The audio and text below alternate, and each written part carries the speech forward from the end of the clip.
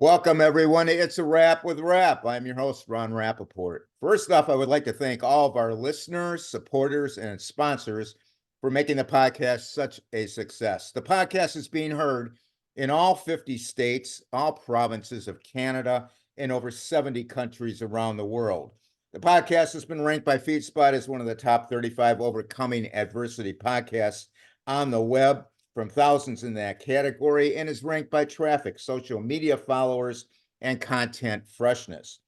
Please visit the website, it's a wrapwithrap.com, for all the episodes, previews of future episodes, and find products from our sponsors.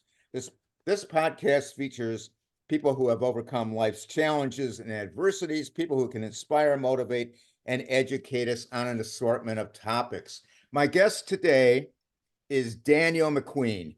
At age 28, Dan was leading an active, healthy life. Dan was living in the United Kingdom in 2014 when he started getting terrible headaches. The first time he went to the hospital, he was told he had vertigo and to get his eyes checked. After an optometrist appointment to identify the cause of his persistent headaches was cut short, he was handed a sealed envelope and told to go directly to the hospital. What followed was emergency brain surgery. Then his reality was shattered by a devastating brain hemorrhage. Dan has survived 2 emergency brain surgeries, weeks in a coma, and months in a rehab hospital. What he found along the way will surprise you. Dan talks with us about his recovery, the ups and downs, and what he did to return to normal and achieve a new milestone, all with the hope of helping others. Welcome, Dan, to the podcast. Hey, Ron, thank you so much for having me. And what did I say? What an honor it is to be on your podcast. You got some very cool accolades on this podcast, Ron.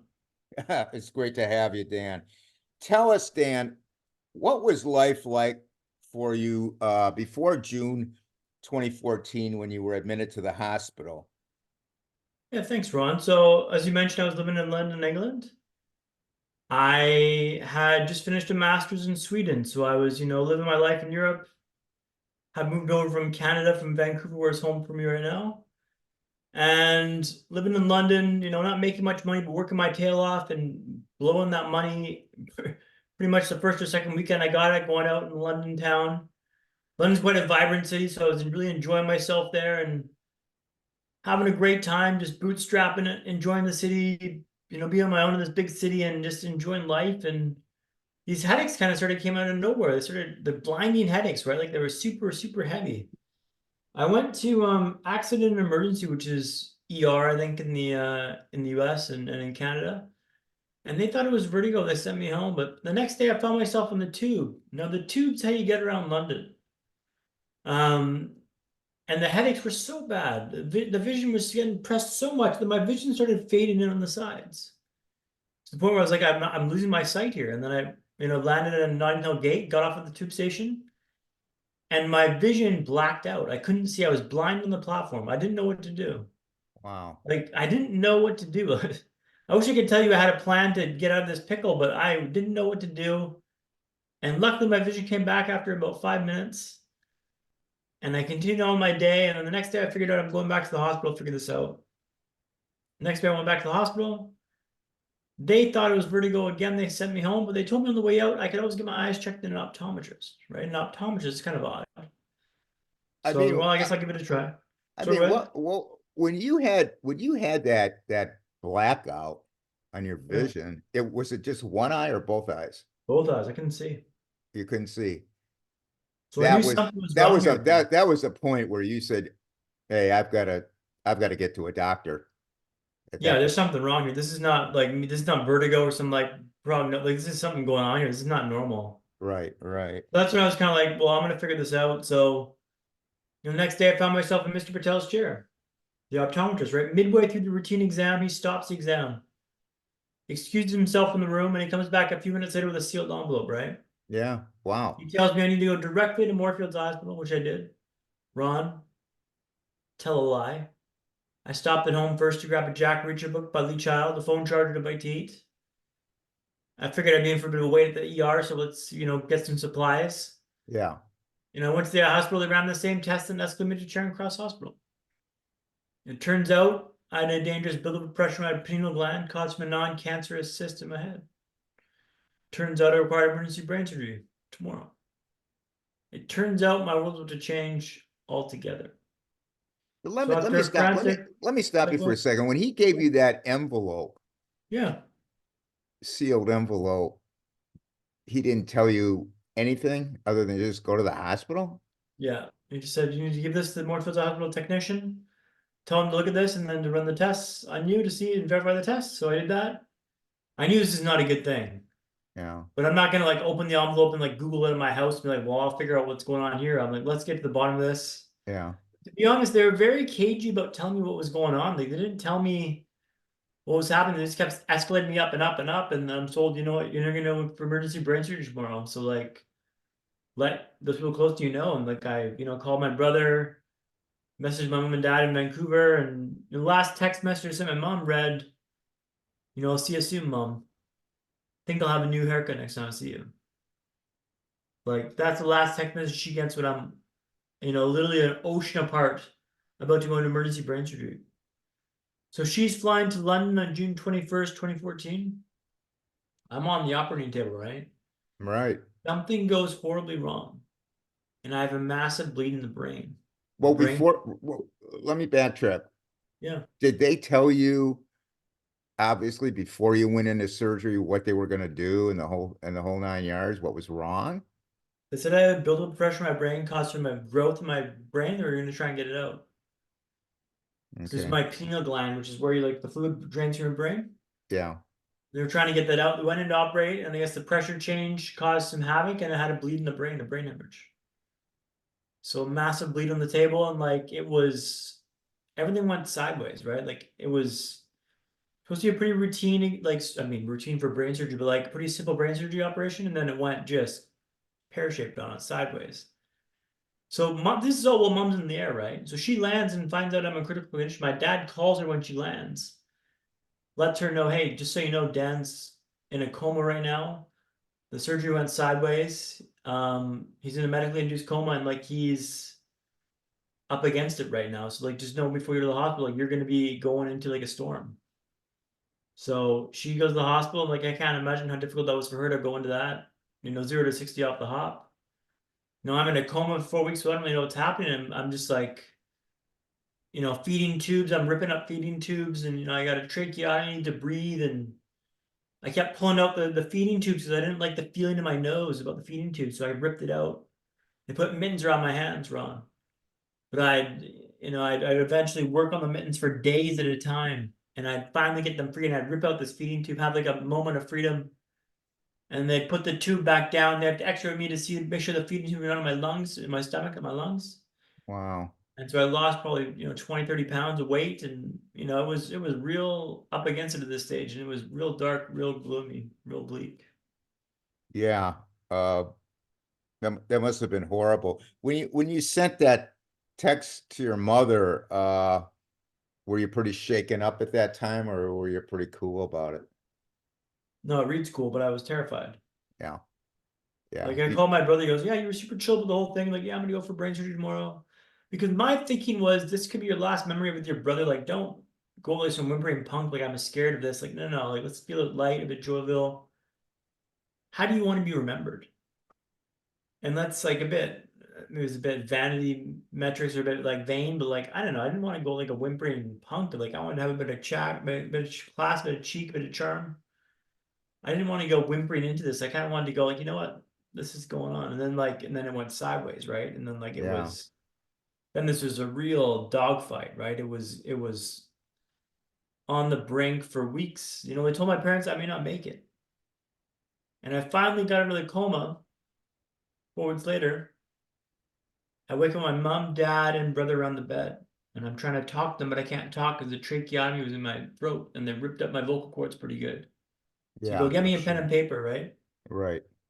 So I point to my brother, I go, you, and I go, get me out of here, and I show it to him.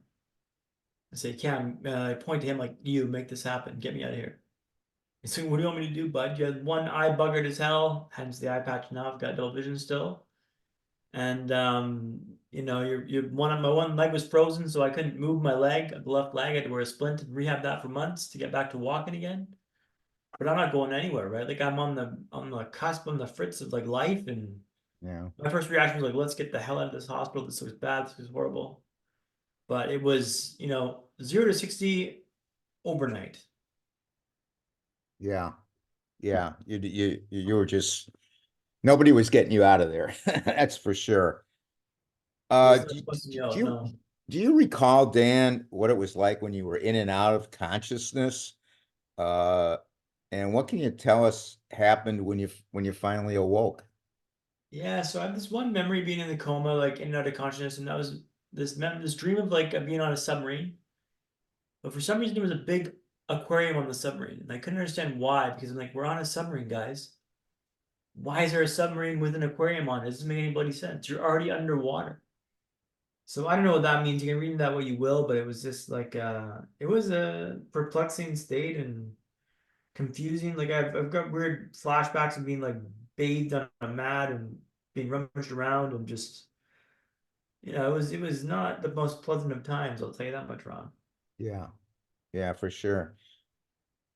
Describe to us, how did they keep your body temperature stable? Yeah, so when I was in a coma, they had to keep my core temperature down below 40 degrees, otherwise I'd be brain damaged. So they used ice blankets above and below me to keep my core temperature down. This led to violent shivering. This lasted on and off for about a week. My family says it's horrible to watch, so I'm like shivering like I'm out of control shivering. But they had to keep my core temperature down below 40, otherwise there'd be more brain damage in my head. So up against it, and like, because the brain hemorrhage damaged the parts of the brain that regulate body temperature, heart rate, the essential body systems. I was out of whack. So this was just like, this sounds horrible to listen to and to watch, but like it was, I'm shivering like crazy. They're telling my mom and dad like we got to keep the core temperature down, otherwise it will be serious brain damage, more so than what you're gonna have with a brain injury. So they did this to keep me stable for about a week, and then my body temperature finally caught up and regulated with what it was supposed to do. But like, yeah, it sounds horrific. And I mean, I was cold for months after this, to be honest. I had to wear toques and scarves and jackets and jumpers and stuff to keep me warm afterwards because the bone got into my bones, if that makes sense. Yeah. Yeah, it just sounds horrible. Were you able to get your mind off of this at any time? Maybe dream a little or just, that kind of thinking. There, what, sorry? Did you say to yourself, I'm going to think about something else just to keep yourself calm or whatever? How did that work? No, you can't really think about anything else. Like you're in this. I remember one night being in the ICU, which is the intensive care unit, and it's a wild place at night. Like there's people screaming and wailing and crying, and like they bring you all in this one room, and you got like all the night staff looking after this. It's like the high intensity people like need to be in one area, like they're looking after you. People Yeah. crying and screaming, and like this place is a wild place at night. And just remember thinking like in my head, like this is this is a wild spot. It's a wild memory. Like you're never gonna help, heaven forbid. Like hopefully never gonna go back to this space again. But like this is a wild place to be, man. Take note of this. Like this is where you don't want to end up ever again in life. Like, but like just thinking like how dire and bleak it was, and thinking to myself like like I'll be honest, Ron. Like I was down for about a month after this initial injury, right? Like about a month. Woe is me. This isn't fair. Real pity party, right?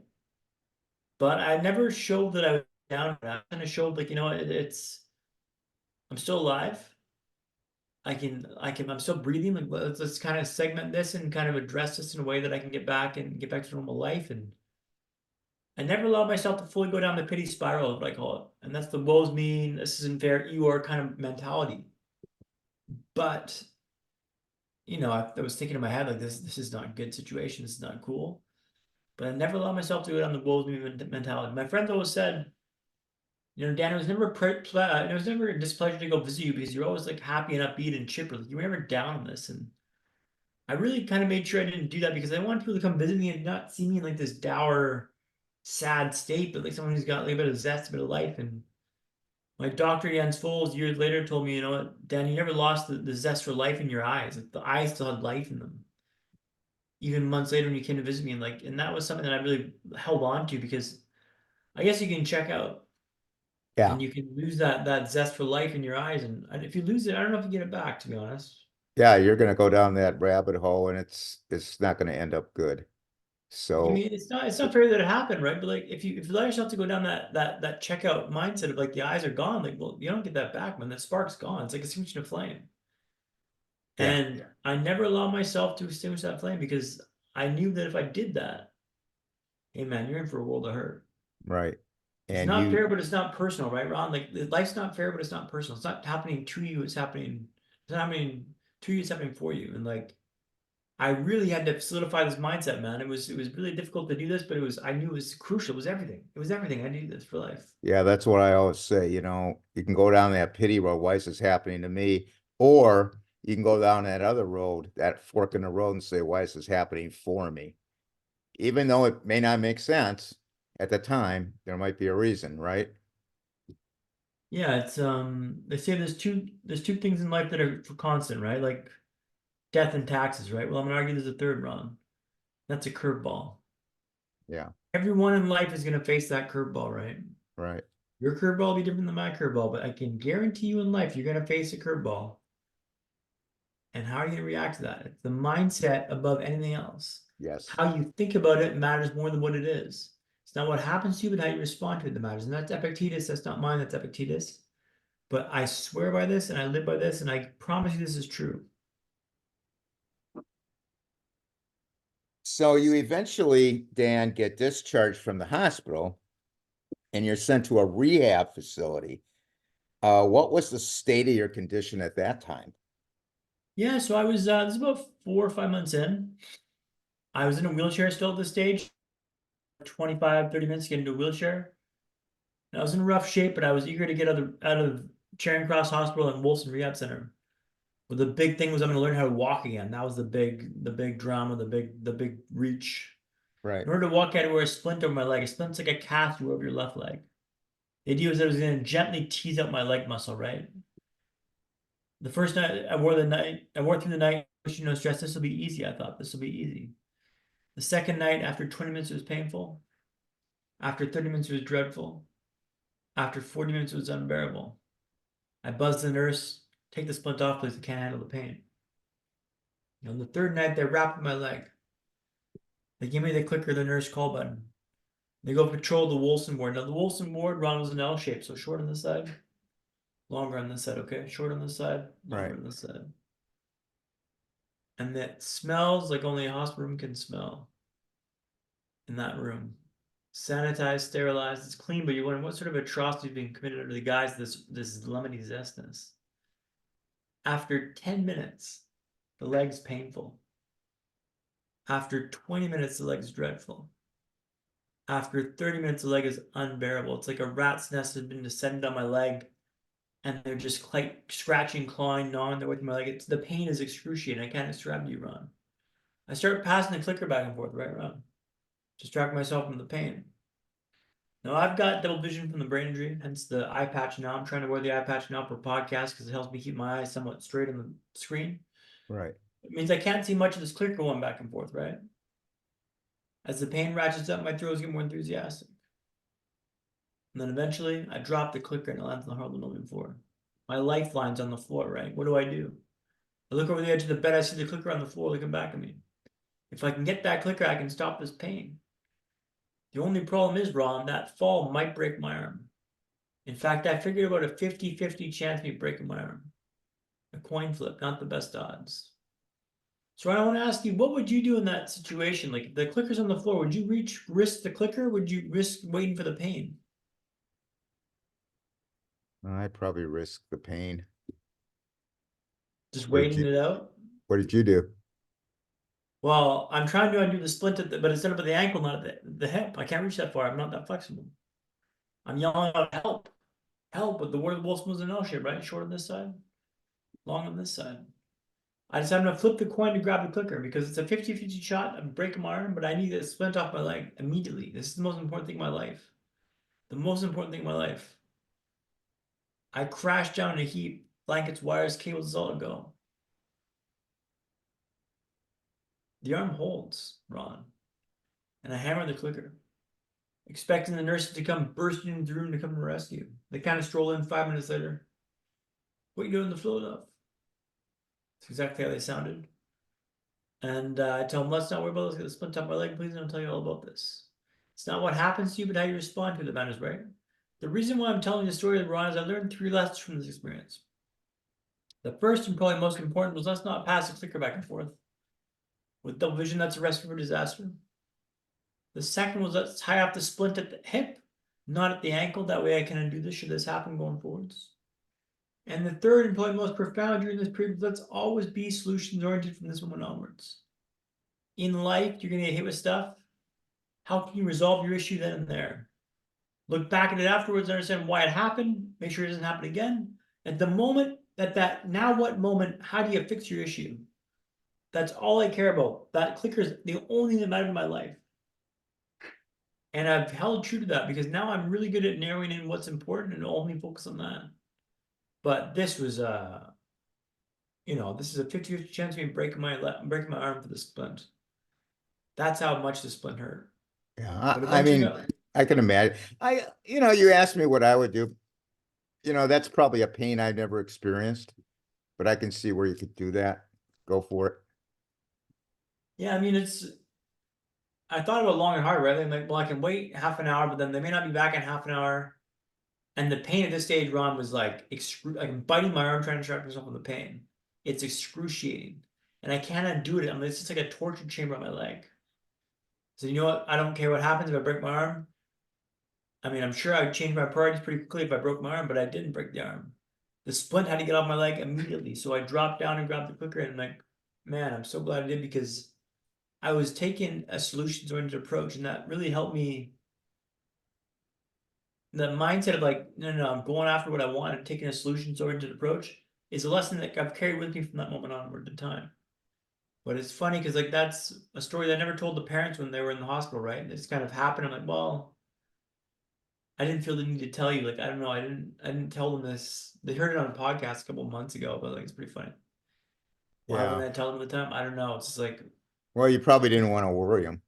yeah, I didn't want to worry them and like not your problem. Like I kind of figured it out. Like it's there. It's done. But it's Well, when you get into that intense pain like that, do you start sweating and does your blood pressure go down and oh, sweating. I'm dizzy. Like I can't see yeah, you're straight. dizzy. Yeah. Like it's just like It's not just the pain, it's all the collateral damage that comes with it, right? it's. I've never felt pain like that in my life. And it's probably half a panic attack.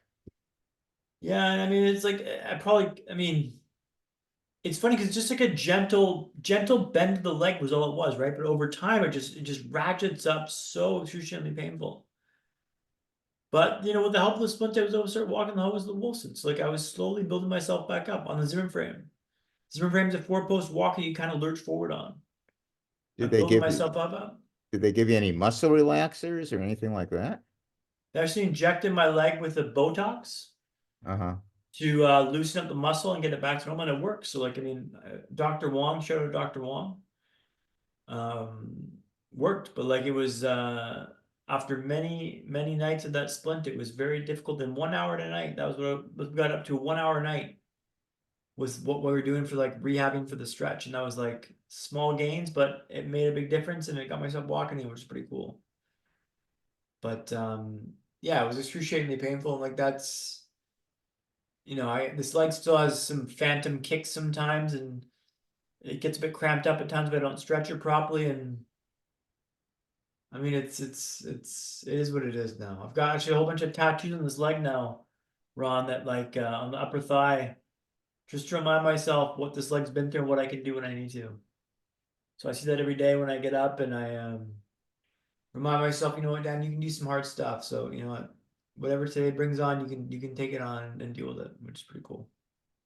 So Dan, let's jump to the next year, June 2015, a year later, you're back at work part-time. Tell us about that time period. Yeah, so I've been discharged from the hospital. I was back to work, still doing some vocational therapy, physical therapy, speech and language therapy, like slowly build myself back up and back to work 2 half days a week, 3 half days a week. Trying to build momentum and like turn the corner, get my life back together, right? I was out of work for about a year. And I knew I'm in the tube and I'd take off to work and she'd go on her walk in the morning, right? In Golddock Road in London. And one morning show up, she called my cell, no response. She goes back to my flat, which was just around the corner from Golddock Tube Station, backed right on the tube. Actually, it was quite noisy. And she finds me unconscious in my flat. She calls 999, which is 911 in the States. And I'm rushed to the hospital, I have emergency brain surgery. What had happened was a shunt that's in my brain had blocked, leading to hydrocephalus or water on the brain. I was rushed into emergency brain surgery. I woke up in the hospital morning the next day, hearing the beeping noise, heart monitor going up behind me. Beep, beep, beep. What happened? What happened? What happened? Well, Dan, you had a second brain surgery. What do you mean? All my progress is washed over. We got the blockage. But yeah, but I've worked for a year to get back to work, to get back to some sort of normalcy. I was trying to get myself ahead in life. I was trying to build myself back up and like get clear of this injury. We got the blockage, Ben, but you had a second emergency brain surgery. And I was devastated. I described my recovery like a W, Ron. So the first setback's down here. I kind of climbed back up to work, about halfway back up. The second setback is not where the first one was, but much lower. I call this the depths of the human experience. Where your hopes and dreams are kind of stinkered at. Like, you thought you had a chance, but like you're almost out of this, We dragged you back down the rabbit hole here. Like, you're going nowhere, man. I had to fight so hard to keep my mindset pure at the stage, Ron. Yeah. And I can't tell you how much of a fight that was, because it was, you already done rehab, so I had to fight tooth and nail the like vocational stuff from a distance to help me kind of continue to get back on the track. Well, we see you've already done rehab. It's like, well, yeah, but I got a second brain surgery, but a second brain injury. Like, I'm back at square one, kind of, But I wasn't back at square one because I was able to walk, right? So I kind of You realized, were like, you were able to walk this time. yeah, I was able to walk, and I kind of realized, like, I lost the gains that I had made from the first injury, but I knew how to do them. I knew I could do them in my head. Yeah. Well, the lessons weren't lost, just the ability was lost. So it's like I knew I could do it. I just had to like re-solidify those pathways again, which was, easier said than done. But it was like a spiral for about a week where I was down, woe is me, this isn't fair. And then I kind of quickly righted the ship and decided, this is not what happens to you, but how you respond to the matters, right? I kind of realized, like, I'm leveling up now. I got to improve my lot, focus my mindset, and kind of address this and go after this. But like, it was a week, right? Where I was real down and real downtrodden, and then I slowly built myself back to work and physical therapy, vocational therapy, like slowly build myself back up and getting back to work and friends and London, and just, was work the problem? No, work was super accommodating. Hootsuite was phenomenal. Big shout out to Hootsuite. I appreciate you very much. Allowed me to get back to life, somewhat normalcy after this, but like that was a kick in the backside right there, Ron. That was difficult to navigate for sure. Uh, Now your mother was living in London at that time? Yeah, my mom and dad came up from London for about a year and a half, 2 years. So luckily they were able to help me with all the rehab and noise with this, because this was a whole another rat's nest of doctor's appointments, rehab, and checks and balances for work, and um, health and safety and all this stuff from work, and just like it's a whole noise to deal with. I mean, it's all meant designed for your well-being, but it's just, a lot to deal with, right? So thank goodness they were out there to help me with that. But it was yeah, so it was all a go in London at this stage, Ron. I'm I know you were mentally tough and you knew you had to get back. Well, what was the driving force that was really motivating you to get back? Was it just, I mean, how do you explain it? That never give up attitude. Yeah, I mean, I've always been a pretty punchy, stubborn guy. Been undersized, a bit dating girls well out of my league, and just always, a bit chip on my shoulder, proving that I'm good enough to be here. And people would meet you later in life and they make a comment about something, and like you're like, oh, cool, you're gonna say that, cool. And I really have this salty attitude, like, I'm not gonna be a man, cool, watch it. I'm gonna prove you wrong. I'm gonna prove you wrong. Right. And it's a very toxic place that motivation can come from. It's very bitter and jaded, but like it burns hot, man, and it works. So I'm telling all these people that are going through a dark time, like, don't judge the motivation. Ride the wave that comes. If it's that prove you wrong attitude, the chippy attitude, ride that wave, baby. I'm now trying to transition my motivation into now service line in hand. Your success is my success. Because when motivation comes from service-based motivation, it doesn't end when the interaction ends. It ends months, years down the line. Like, your success is my success. I watched the Last Dance documentary, Ron, the Michael Jordan documentary. Did you happen to see that? Which one was that? The Last Dance documentary with Michael Jordan. Oh yeah, yeah, did. So I watched that, and the first thing I thought was, man, Michael Jordan and I are very similar. We're motivated by the same stuff. Yeah. But I saw how bitter and jaded he was as an old man, and I realized, like, I don't want to be this bitter, jaded old guy. Like, I want to, I'm a happy dude, man. And I don't want to be this jaded guy. So, like, I'm trying to transition my motivation now from more service line to hand. I'll be honest, Ron, proving you wrong is still part of my vibe, and I'm very much motivated by that. Tell me I'm not good enough to be here, and I will bend the world to prove you wrong. But if I can choose it, if I can coax it, I'm going to try and be more service based. But you can't always choose your motivation, is what I'm trying to say. Well, right now, just telling your story, making yourself vulnerable. I mean, just think of, and not just on this podcast, but I'm sure on other podcasts and other venues, just think what you're doing to help people out there that are just having a tough time. They're listening to your story, and it's got to be motivating. I hope so. I'm like, this is a game plan for this, right? It's to show you a way through because I had a lot of help, Ron. I had a ton of help. Parents came over from London or from Vancouver to London. Friends and family, like super supportive. Every concession made to make me successful in this. And I struggled so mightily. If you don't have that support, and most people won't have that support, like it's going to be super difficult to get through this point. That's why I'm so driven to share the knowledge because I don't want you to go through what I went through. And I had a lot of help, right? So like I'm trying to like pave the way and show you a way through. The way out is through, but you got to go through it, man. You can't try to go around it, dilly-dally around it. You got to go through the eye of the storm and go right at this thing. And it does break because I was holding on for dear life, Ron. Holding on for dear life, and I wasn't sure I'd make it out of this, right? I Right. didn't think I'd make it out alive, but I wasn't gonna let go. If it was gonna take me, it was gonna have to come and claim me.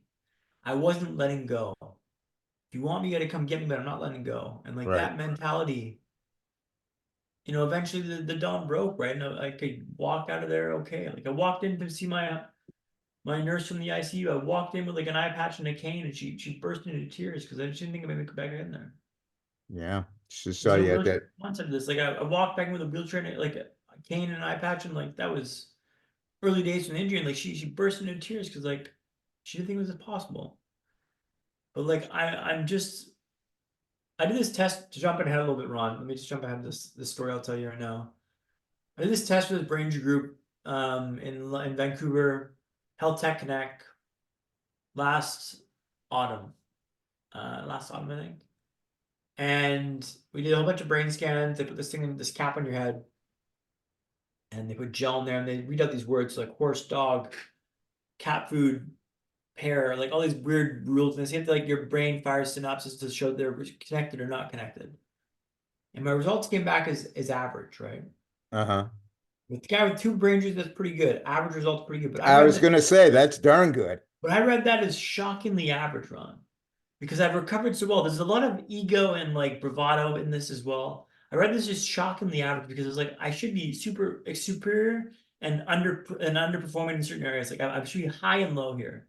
But average was like, I couldn't accept that. But then I realized after some time that, you know what, Ron? Like, average is pretty good because that means I'm not better or smarter than you. I'm just maybe more driven and focused on my plan. I've got my plan and I'm seeing this through. I'm nose over the toes of my board and I'm riding this wave down. But I'm so committed to the plan, so committed to what I want to do that I'm being successful because of that drive and that commitment to the plan. And that means that you can do this too. Everything I'm talking about, you can do as well. I'm no better or smarter than you, but I've chosen to go forwards. Right. Which is, there's this great story, Ron. I'll just parlay into this as well. Um, I'm going wildly off piece for you, but we'll go with this. I played Monopoly last or 2 years ago with a family in Gibsons. We have a cottage up in Gibsons, right? My mom, dad, brother, and I played Monopoly. I haven't played in years, right? I'm a pretty competitive guy, Ron, so I Googled before the game how to win at Monopoly. You know, a bit cheeky, but like, you know, they could do that too, whatever. Yeah. And I read these rules like, you know, game plan, strategy, like how to win at Monopoly, right? And kind of these weird things like don't pick up the railroads, you don't want the utilities, you want to focus on getting a monopoly and then put all your money on like building that monopoly, right? So I go around, land on Reading Railroad, like, do you want Reading Railroad? No, no, thanks. Land on utility, do you want utility? No, no, thanks. Land on Park Place. Park Place, the most swish spot in the whole spot. Right. You want to buy that down? Like, no, thanks. Dad, do you know how to play Monopoly? I'm like, yeah, I do. All these are trying to pull you, like telling you, like, change your plan, change your plan, change your plan. I got a Monopoly in the yellow ones, like the Marvin Gardens, whatever. And I dumped all my money into houses and hotels. And I mopped the floor with this group. Good for you. And the lesson here is if you know that the plan is right, stick to the plan. Yeah.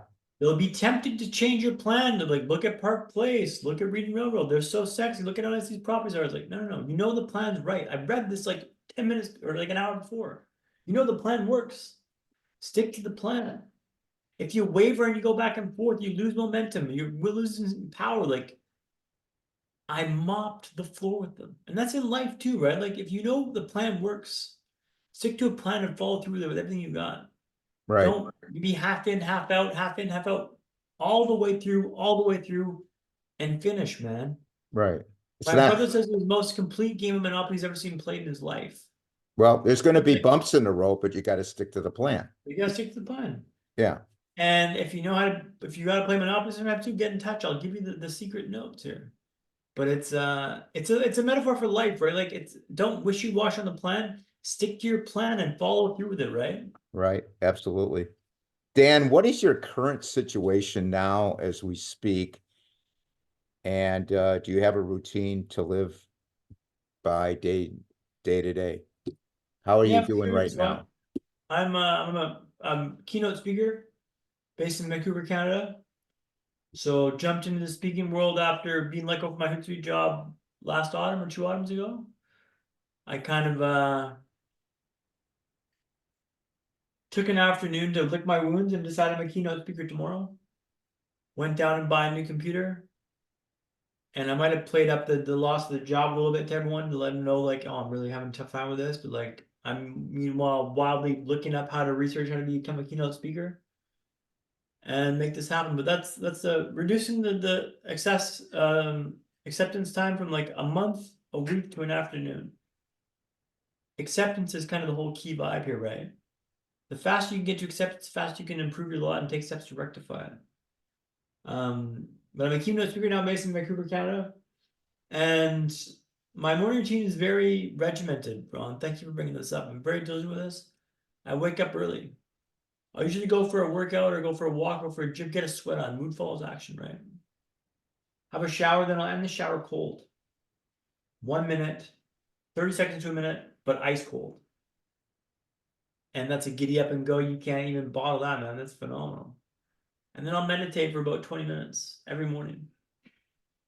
But that's a routine I've got solidified to help me get myself prepped and primed for the day. With the brain injury, there's something called fatigue, right?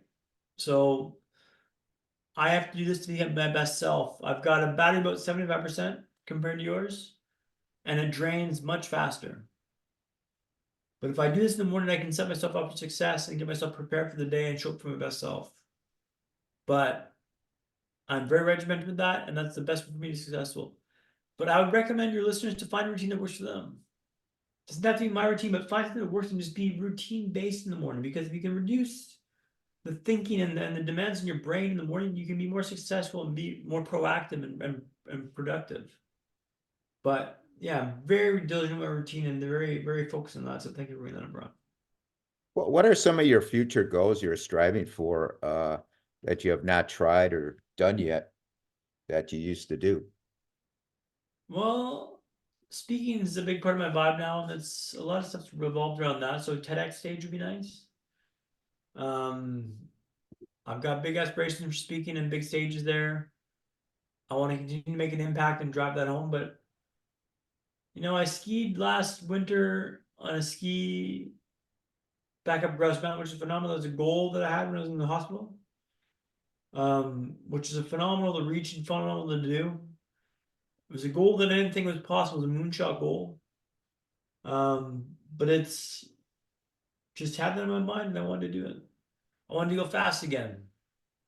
And I was so grateful I got to go fast again on the ski slopes, bought a new helmet, made that work, and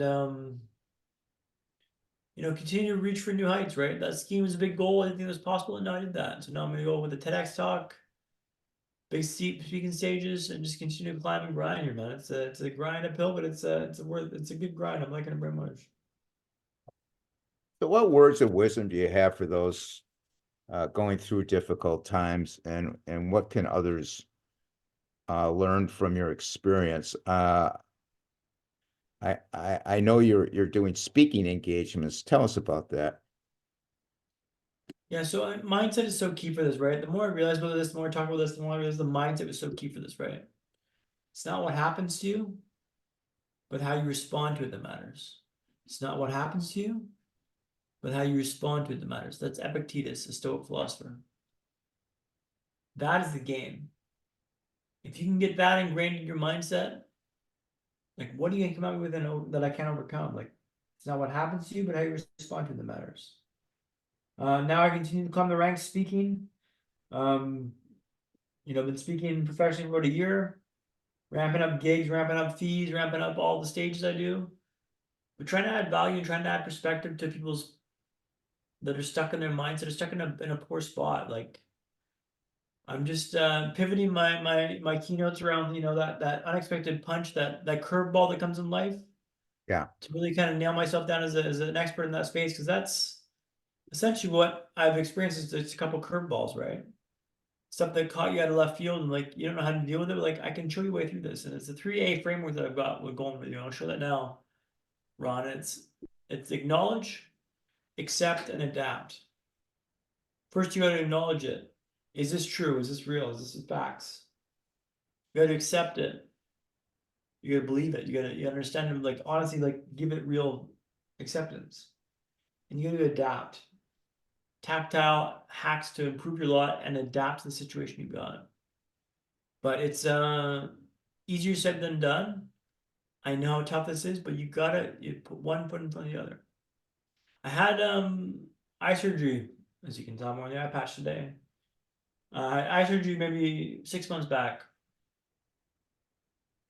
And my eyes were like this. I've got double vision, which I've got now, but it's not one in one, it's one in one like this, Ron.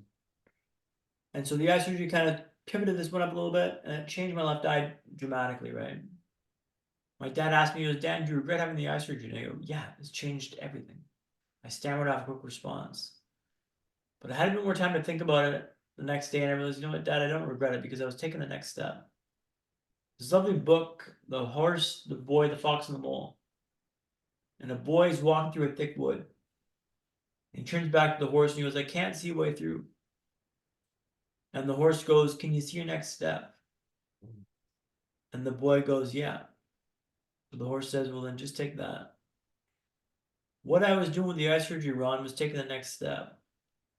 I can't see the whole way through the forest, but I'm taking the next step that's available to me. And that was the eye surgery. And it's backfired on me, but it's in the pursuit of being better than yesterday, I need to take that step, and that's going to result in some blunders from time to time. But it's not the end of the world. I've got a meeting with the eye doctor next month, and we're going to hopefully have eye surgery again if we can. And we'll take another stab at this, but it's not easy, but it's simple to decide that I want better than it is now. I'm not going to set up for this. I'm not going to set up for this. So it's a mental game is what I'm trying to get around here. It's a mental game. Yeah. It's acknowledgement, accept it, and adapt. Very, very good. AAA framework, man. I like that. Yeah. Sounds pretty good. AAA. AAA. Yeah. Very, very good advice. Dan, how can people say they want to contact you, that type of thing? Is it possible to contact you? Is there a contact? It is, yes. So you can reach my website, MacQueen Dan, MacQueen, Dan.com. You can see my demo reel and also a contact form on the website. I'm doing speaking gigs online and in person. I'd love to explore what a talk will like for your group. So get at me and we'll go from there. I'm also available online, MacQueen Dan across the socials. Same handle as the website.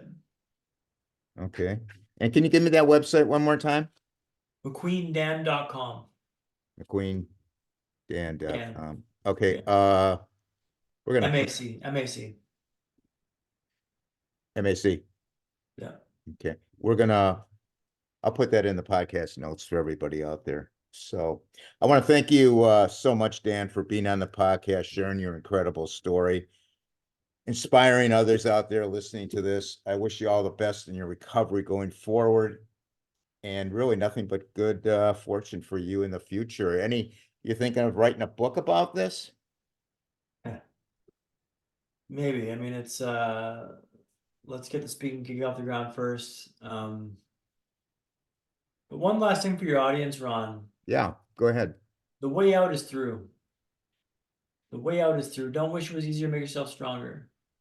You got to go at this thing with a fury, and you can't let up. You can't let up. It breaks. You don't think it's gonna break, but it does break, man.